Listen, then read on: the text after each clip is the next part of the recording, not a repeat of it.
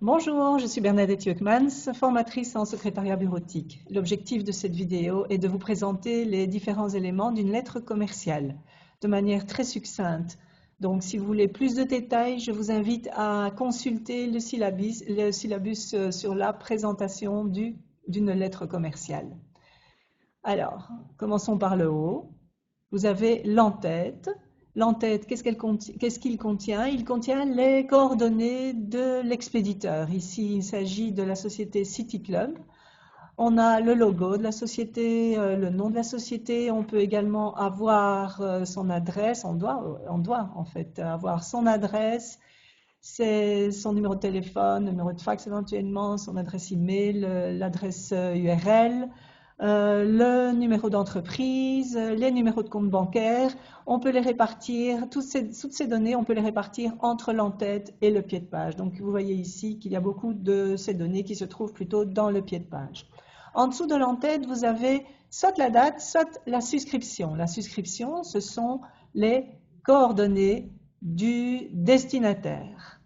Dans la souscription, qu'est-ce qu'on retrouve? On retrouve le titre de civilité, monsieur, madame, le prénom du destinataire, son nom de famille. On peut également avoir le nom de la société si vous vous adressez à une entreprise.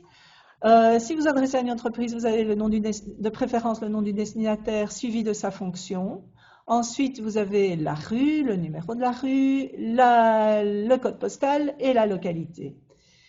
Vous avez en dessous la date que vous pouvez également positionner au-dessus de la souscription si vous avez assez de place. La date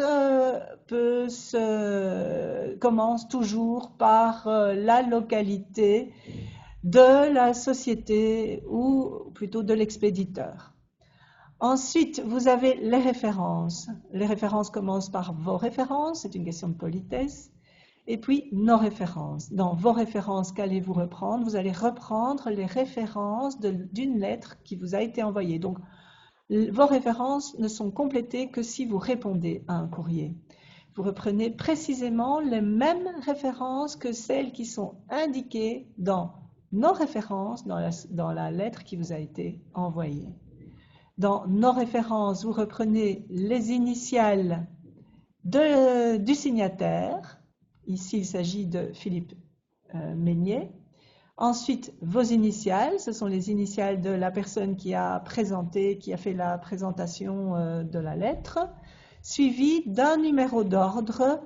Pour le connaître, vous devez connaître le numéro d'ordre qui a été utilisé pour la lettre qui a été envoyée juste avant.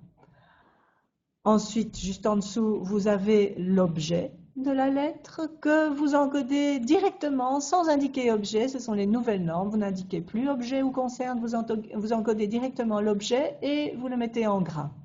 En dessous, vous avez la vedette, donc le titre de civilité de la personne à qui vous vous adressez. N'oubliez pas de le changer. Si vous vous adressez à une dame, il faudra mettre bien sûr madame. Vous avez en dessous de la vedette le corps de la lettre, qui commence par une introduction, puis le développement, ensuite toujours la formule avant la formule de politesse, vous avez la conclusion, et puis vous avez une petite formule de politesse qui n'est pas si petite dans une lettre commerciale. En fait, elle est un peu plus longue que dans un email, par exemple. Ensuite, vous allez mettre la souscription, c'est le prénom, le nom du signataire, suivi de sa fonction.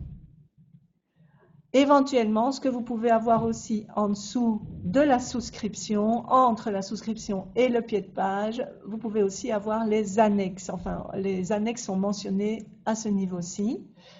Et donc, soit vous indiquez annexe ou pièce jointe que vous mettez au singulier ou au pluriel en fonction de ce que vous annexez. Et puis, vous indiquez le chiffre ou les intitulés des annexes, si vous avez suffisamment de place. Voilà, donc, pour rappel, pour de plus amples informations concernant tous les éléments d'une lettre commerciale, je vous invite à consulter le syllabus théorique sur la présentation du courrier externe, à savoir ici la lettre commerciale. Bonne lecture et bon travail.